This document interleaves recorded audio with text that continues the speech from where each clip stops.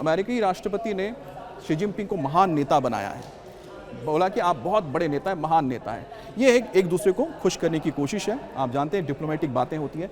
मध्य पूर्व में संघर्ष सहित कई जटिल मुद्दों पर चर्चा हुई है। ये सबसे महत्वपूर्ण है क्योंकि मध्य एशिया का अभी सबसे बड़ा मुद्दा क्या है?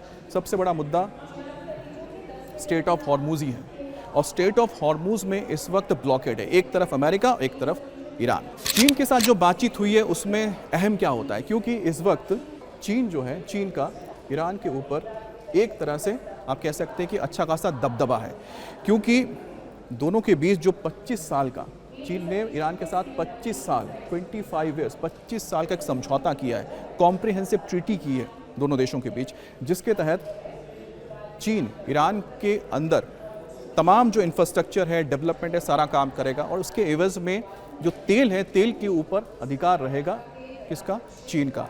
और इसके लिए करीब $400 बिलियन इन्वेस्ट करने जा रहा है। $400 बिलियन चीन ईरान के ऊपर इन्वेस्ट करेगा। अब ऐसे में चीन ने अगर पैसा लगाया है पिछले करीब 5 साल में, तो उसने कई बिलियन डॉलर्स लगा दिए हैं। अब ऐसे में अगर ईरान के ऊपर हमला करके उसे पूरी तरह तहस नहस करते तो नुकसान किसका होगा? चीन का होगा। और यही वजह है कि चीन चाहता है कि अमेरिका के साथ बातचीत करके किसी तरह से अमेरिका को रोका जाए कि उसके ऊपर हमले आगे ना बढ़ाए।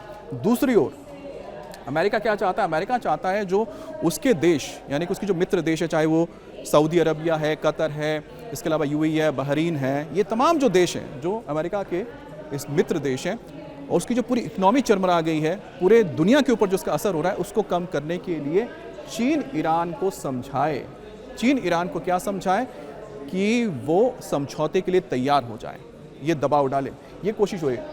तो ट्रंप शी जिनपिंग को कहेंगे कि वो चीन के सहयोगी यानी तेहरान पर शांति समझौते के लिए दबाव डाले और हॉर्मुज को खोल दे।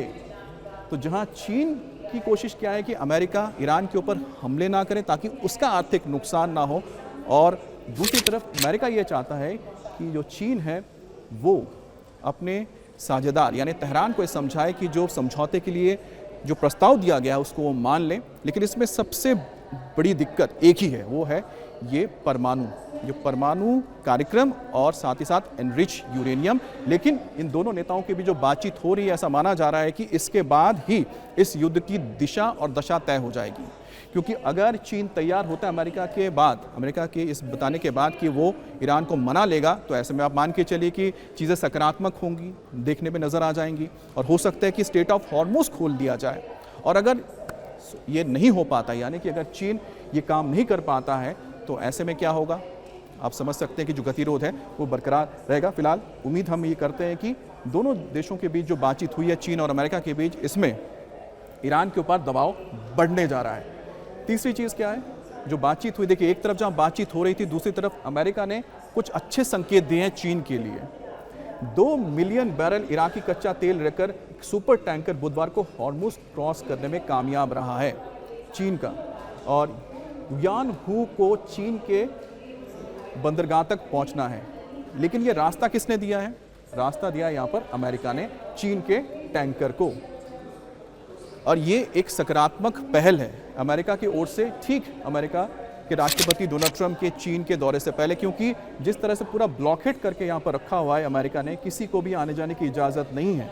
उसके बाद से ये पहला एक टैंकर है चीन का, जिसे अब चीन जाने के लिए रास्ता दिया गया है। तो ये कुछ संकेत ऐसे इस वक्त मिले हैं जिससे जाहिर होता है कि अमेरिका और चीन के बीच जो ये मसला है दोनों के बीच, वो तो बातचीत के ज़रिए सुलझा लेंगे, और साथ ही साथ इनका जो ये मसला सुलझेगा तो सबसे ज़्यादा फ़ायदा होगा कि ईरान का मसला सुलझाने में, क्योंकि स्टेट ऑफ हॉर्मुज जो सबसे महत्वपूर्ण है वो फ्री हो जाएगा।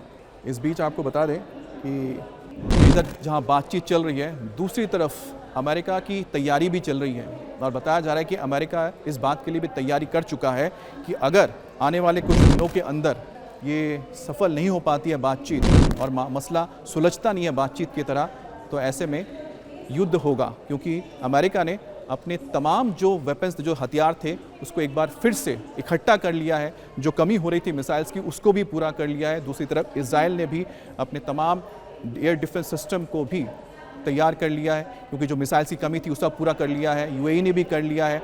और इस बीच जो सबसे महत्वपूर्ण खबर आई थी कि किस तरह से कुवैत ने और साथ ही साथ यूएई ने हमला किया था ईरान के ऊपर तेल रिफाइनरी पर, क्योंकि जिस तरह से नुकसान पहुंचाया गया था यूएई को और कुवैत को, उन्होंने बदला भी लिया था। तो क्या इस बार अगर ये बातचीत नहीं होती है और मसला बातचीत से नहीं सुलझेगा तो फिर ये तमाम जो मिडिल ईस्ट के देश हैं क्या एक साथ मिलकर ईरान के ऊपर हमला करेंगे?